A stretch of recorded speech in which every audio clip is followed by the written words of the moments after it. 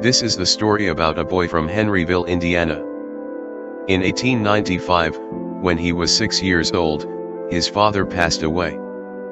His mother had to start working in a tomato cannery, leaving him to cook and care for his sibling. Life hit him hard at a very young age and, because of the difficult situation he faced, he had to work as a farm hand. At the age of 10, when he was in 6th grade, he dropped out of high school and left his home. He started working as a painter of horse carriages, when he was 16. He faked his age to enlist in the U.S. Army. After being honorably discharged, a year later, he started working as a railway laborer and studied law at the nearby university until he ruined his legal career, by getting into a fight.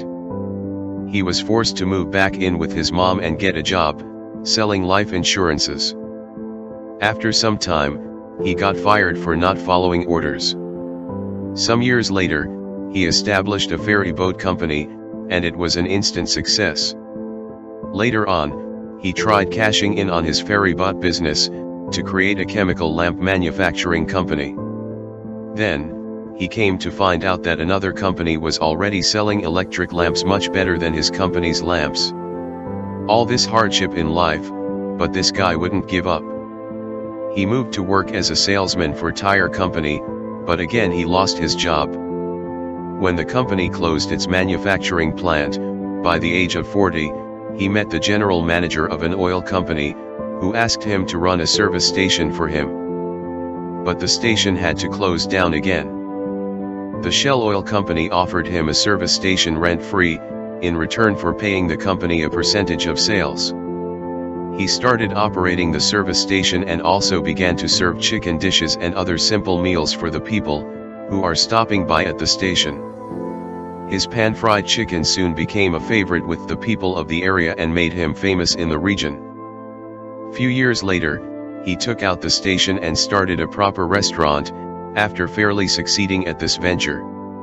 He started to advertise his food and to his shock, an argument erupted out of the blue with a local competitor and resulted in a fatal shootout with one of his employees dying.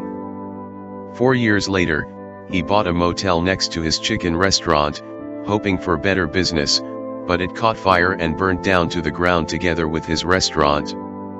Yet this ambitious man rebuilt and ran a new motel with a 140-seat restaurant until World War II forced him to close it down again. When war had ended, he tried selling his recycles to other restaurants. His recipe was rejected 1,009 times when, finally, in 1952, he sold his secret dress Kentucky Fried Chicken for the first time to the operator of one of the city's largest restaurants.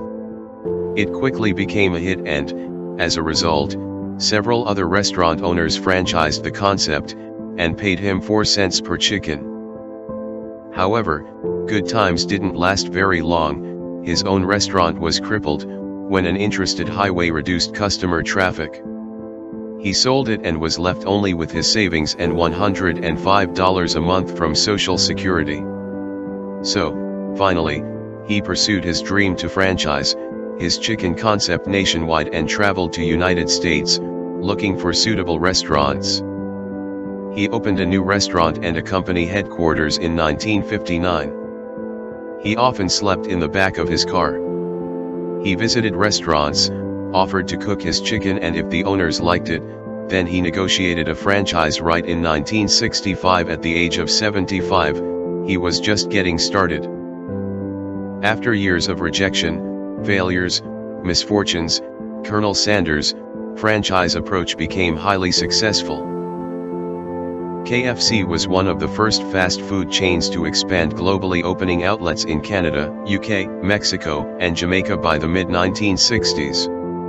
The Colonel remained the company's symbol. After selling it, he traveled over 400,000 kilometers a year, visiting KFC restaurants and delighting customers around the world. At the age of 90, Colonel Sanders passed away. At that time, there were around 6,000 KFC locations in 48 different countries. If you are overwhelmed by rejection or discouraged by setbacks, remember the story of Colonel Sanders, a 6th grade dropout, fired from multiple jobs, ruined his legal career, set back by the Great Depression, fire, and World War II. And yet he became the world's most famous cook after reaching retirement age. Colonel Sanders, the creator of one of the largest fast food chains in the world, was many things, but, above all, he was a great success story. We can learn that, despite of thousands of rejections and misfortunes, how dedication, along with hard work, can create success regardless of age. This is our to-do inspirational story of Colonel Sanders, the founder of world-famous food chain, KFC. Thanks for watching and stay blessed.